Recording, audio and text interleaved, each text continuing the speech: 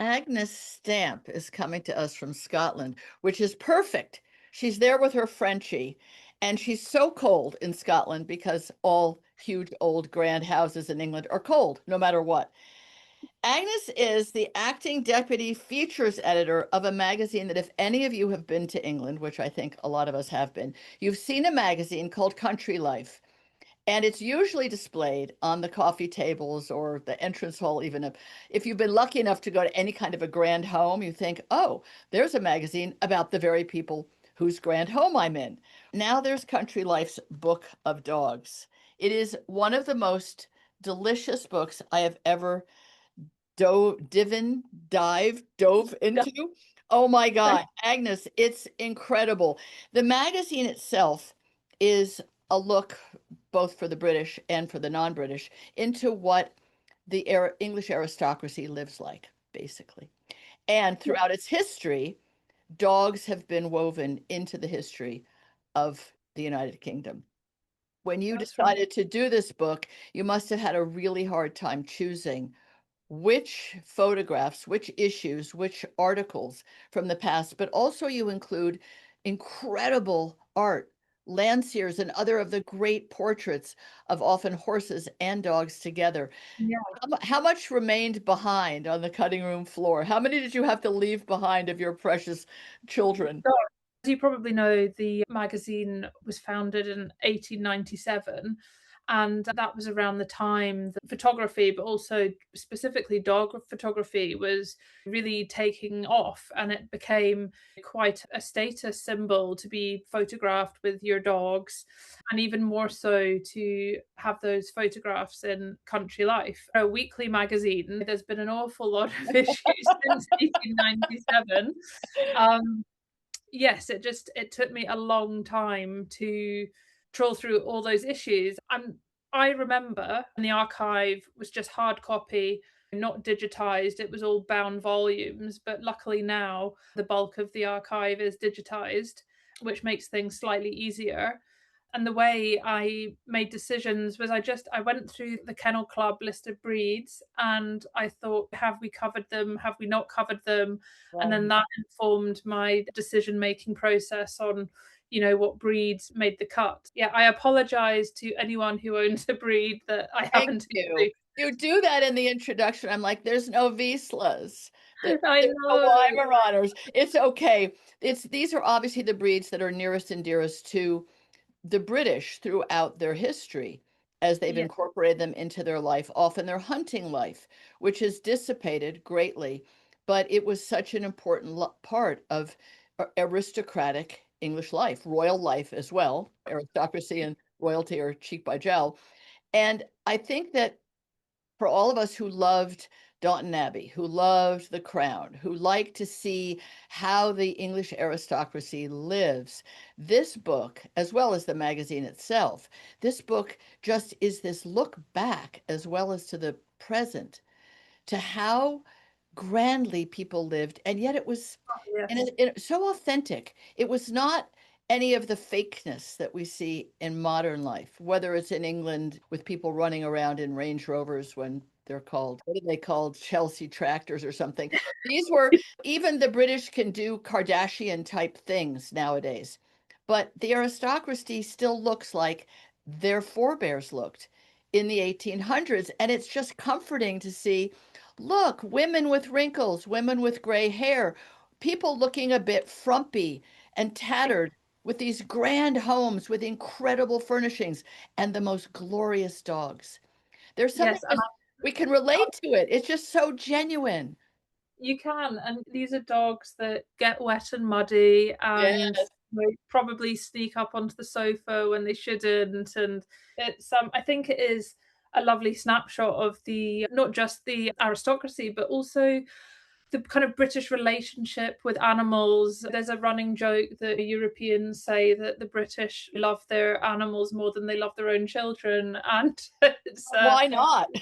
They're much why more they're much more appreciative. I, not? but I think one of the things that really struck me, so many things struck me, that because you put history into each one in this very amusing and palatable way that sets a scene for each of the breeds and the dogs that you feature and the people. But the number of grand people living in grand houses who had, I guess you call them braces of dogs, not just hunting dogs, but the people with 9 Irish wolfhounds. Like, Yes. really? And there's a photo in here that just people have to get this book. It's big and it's heavy and it's a coffee table book, but really it's one you could really just get on the sofa with a dog on either side of you if you happen to have two, or more if you have more, and just spread it out between yourself even and your significant other and just revel in it. There's a picture of 4 couple of bloodhounds. So Oh, they work in pairs, which I didn't know. The dam and 7 of her 9-month-old whelps, the property of Harold Stalker.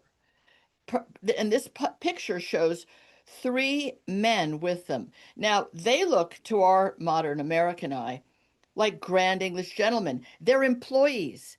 They must be yeah, the kennel men. But oh yeah. my God, they have on these racing caps like we think of people using if they have a sports car with the lid down, and beautiful boots and waistcoats and bow ties. And it's amazing how people lived. And these dogs are so loved. These men are workers, but they've got their arms around the dogs as well as leashes. And sometimes the leashes in the book are lead ropes from horses, which is Oh, something yes. I noticed.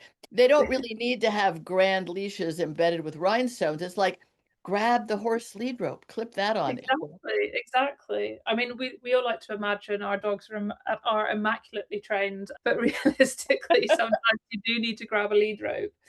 But I'm just looking at that bloodhound picture now, and it really is quite something. It's If anyone, amazing. What kind of a camera must they have needed to use?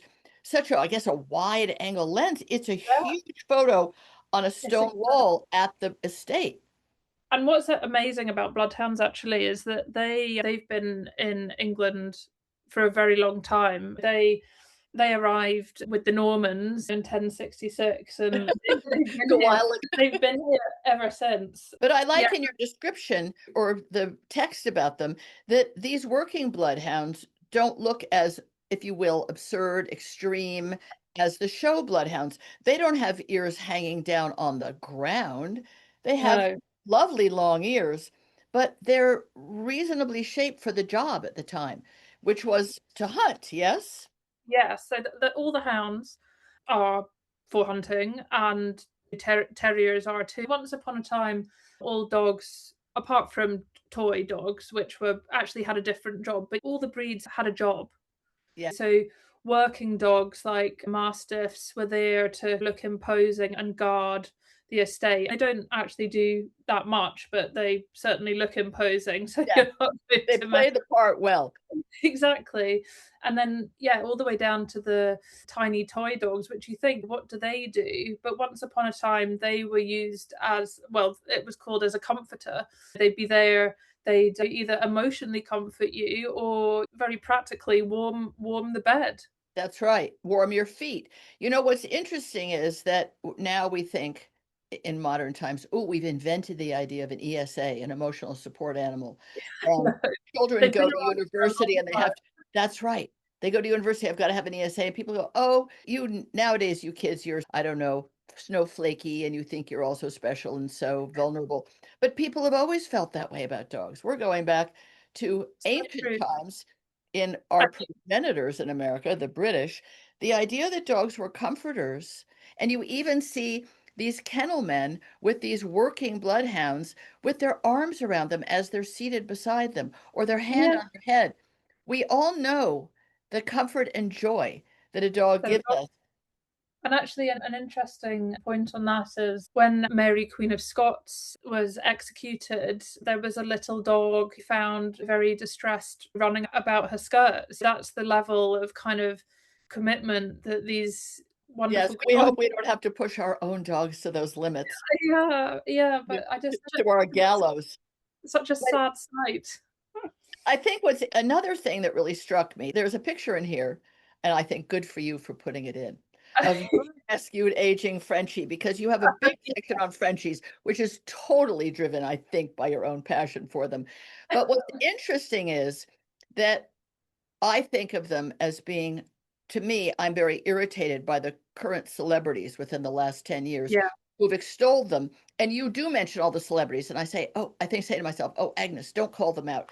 But in fact, they've been part of British society Mm. before they were called French bulldogs. And and you explain their history, that there was a bit of a kerfuffle about whether they should be called French or not and where they really come from. They're really from the English bulldog, or what would you Yeah. said you have a toy bulldog even in England, which It- must have been a w- kind of a cool dog too. I quite like the bull breeds as a personal preference. And yeah, I have a soft spot for Frenchies because I had my little rescue Frenchie, and my sister has one, a very elderly Frenchie who's downstairs at the moment having his post lunchtime nap. But yeah, yeah, sadly, with a lot of breeds, as I'm sure is the case with you in America, is that they reach a kind of peak of popularity and everybody wants one. And that's the point where I think breeding gets quite out of control. Yeah.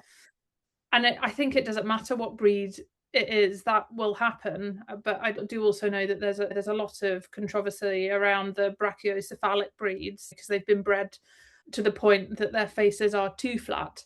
Because once upon a time, actually, the Frenchies and English bulldogs, they had more of a nose. They had a snout.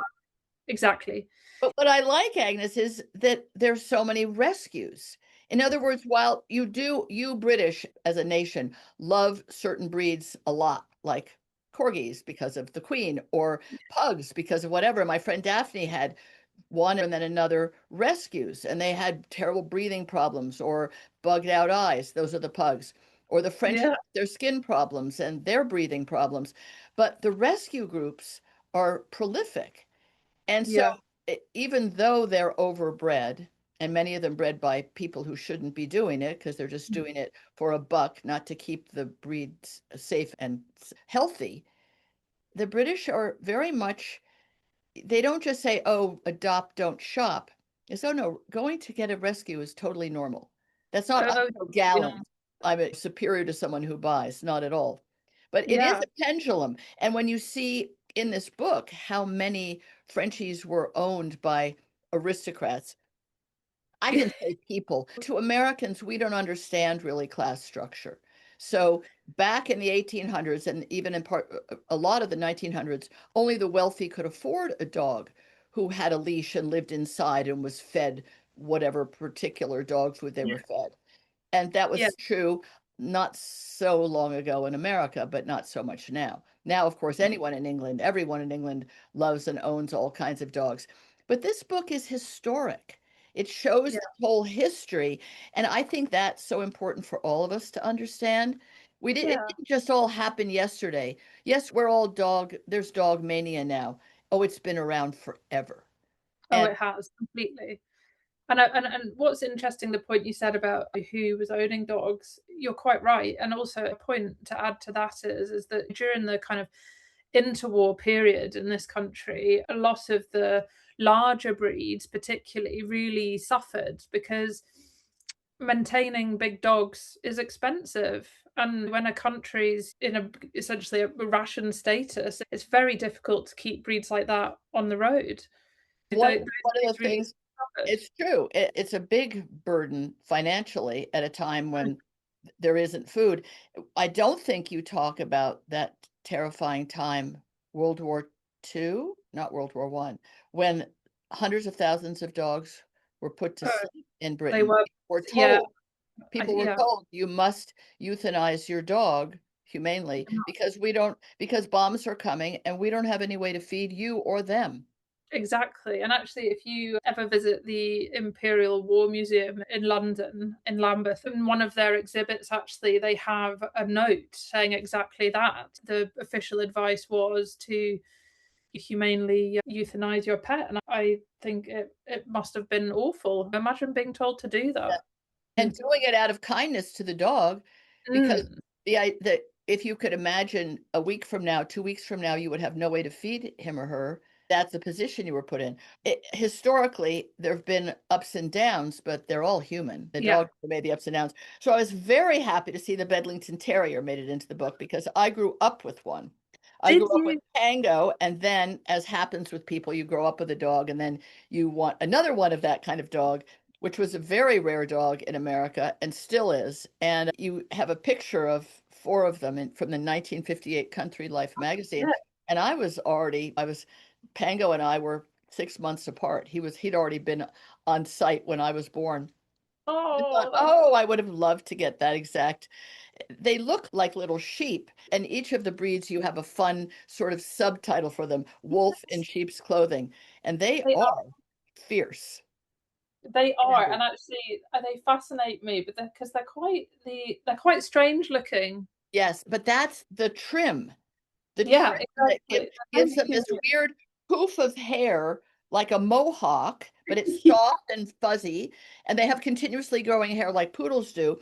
And then their ears are shaved down, completely shaved with just a tuft at the bottom, and then their body is shaved. But if they just have what you might call a puppy cut, none of that kind of sculpting, they still Yeah. look really weird. Used to walk them on the street in New York, where I grew up Oh, partly in New York and partly in Connecticut, and people would say, "Is that a lamb?" I was like, no, it's a dog. Is it a cross between a dog and a lamb? Because people don't really understand, apparently, animal no. husbandry. So how I thought many that could Bedlington happen. Terriers have you had? There was Pango, and then there were Falstaff and Mistress Quickly, and there was Pandora, who was Pango's daughter, and that was it. And then quickly went off to college with my sister and me, and then after that, we had to go into real life. And how do you maintain a dog Yeah, in that interstitial period between university and real life, whenever real life yeah. actually begins? It was great, though, to have a rare breed. Do you see them much in England now? Bedlington Terrier, yes, I'd say so. Do. They're quite often crossed actually with Oh dear. other breeds. So Why? Bedlington Whippety crosses.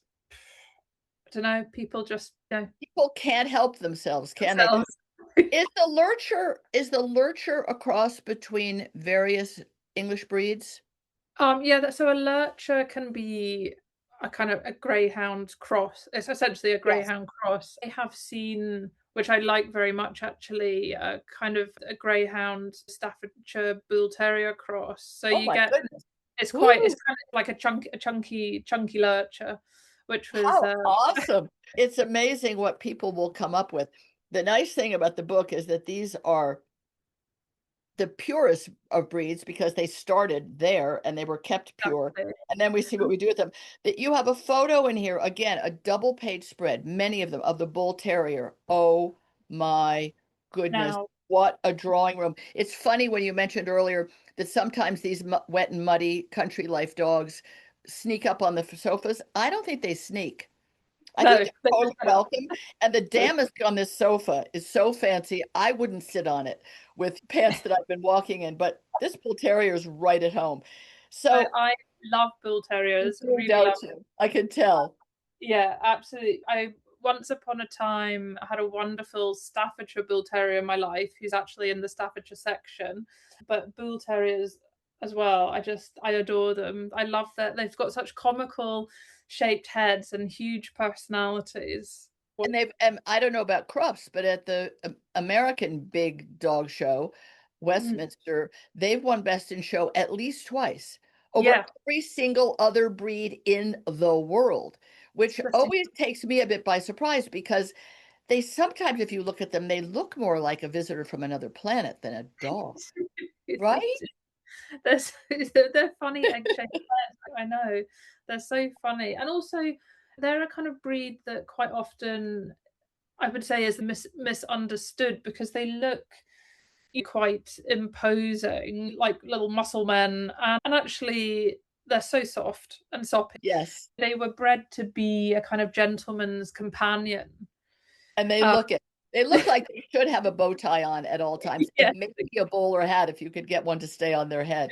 You have some wonderful art on that one that accompanies the bull terrier. Just oh, great artists. Sometimes ancient ones like Landseers, the really famous ones we see. And the only paintings I've ever wanted to steal from a museum, I will admit that, oh, are Landseers. Anything that's a horse and a dog by the great portrait artists of animals at the time. I would love to live with that. I would just like to walk by that painting every day. I know. Can you They're imagine so how wonderful yummy. that would be? Yes.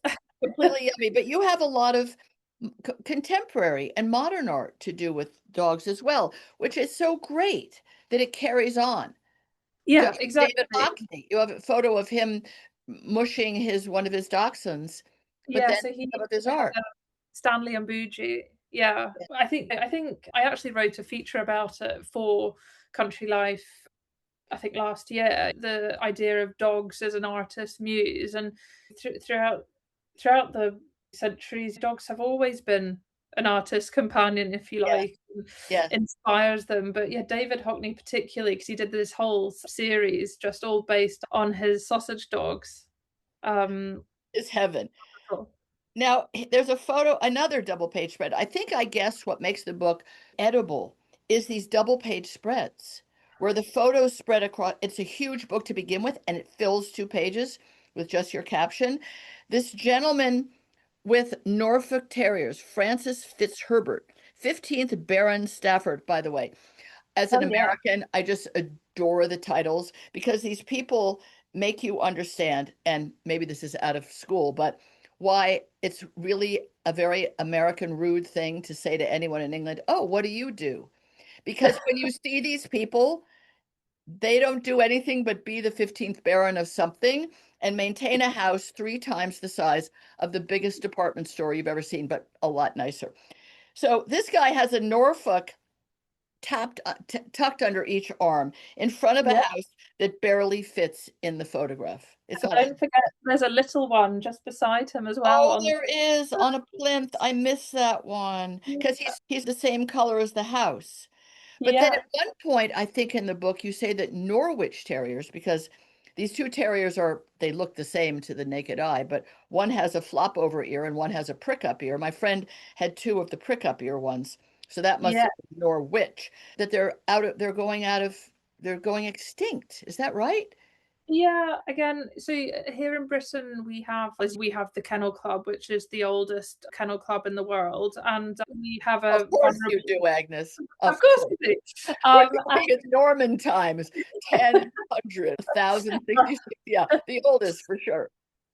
and they have a vulnerable native breeds list, which they update annually, and that then lists the breeds that they're concerned about. I saw that. I thought this is divine with the, I don't know, 50 kinds of terriers that there are in England. I'm making up a number. Of course, there aren't Yeah, 50, but a lot that oh my God, they're going extinct. So the breeders must keep on doing a good job. And if you're going to choose a dog and you want to buy one or rescue one, could you pick one of these going extinct ones? yeah, It raises public awareness about one of the many kinds of dogs. But you know what? That's a very granular way of looking at it. Oh, we got to keep our history going. It's our history, it's our legacy. exactly. And actually, what's interesting is around the time of The Crown coming out, actually, there was, I think, suddenly everyone got very interested in corgis, Sure. and that show helped save them in a way Ah, because it generated interest because it became mass appeal, and they fell off the vulnerable list, which is I one of the. love it. I love that there's a vulnerable list. Agnes, we have run out of time. Oh, I honestly cannot say enough things about this. If someone doesn't feel like treating themselves to Country Life's Book of Dogs by Agnes Stamp, then buy it for somebody else and then borrow it back. Honestly, if you don't think you deserve it, you're wrong. You deserve it. It is absolutely heaven and gives you such a long view of oh, people well, thank you. and of dogs and how we've cohabitated. And it's just wonderful. And it makes me think, oh, my next dog, I must get a vulnerable breed. I must keep Oh, everything going. And maybe in yes. your next edition, you'll put a Vizsla in. But maybe Vizslas, I'm new to them myself. So maybe they weren't at all trendy in England. Maybe Wimes will be in there. Anyway, Well, I'm looking for the next edition, but I imagine it's going to be a long time before you want to go back into those archives again. You've done a yeoman's job. Thank you so much for the book and for spending time with us. Try and stay warm in Scotland. Get yourself a comfort dog. Get yourself a little Pomeranian or something to warm your feet. go and cuddle the Frenchie Do downstairs. that. All right. Thanks for being here, Agnes. Take care. Bye bye. Bye.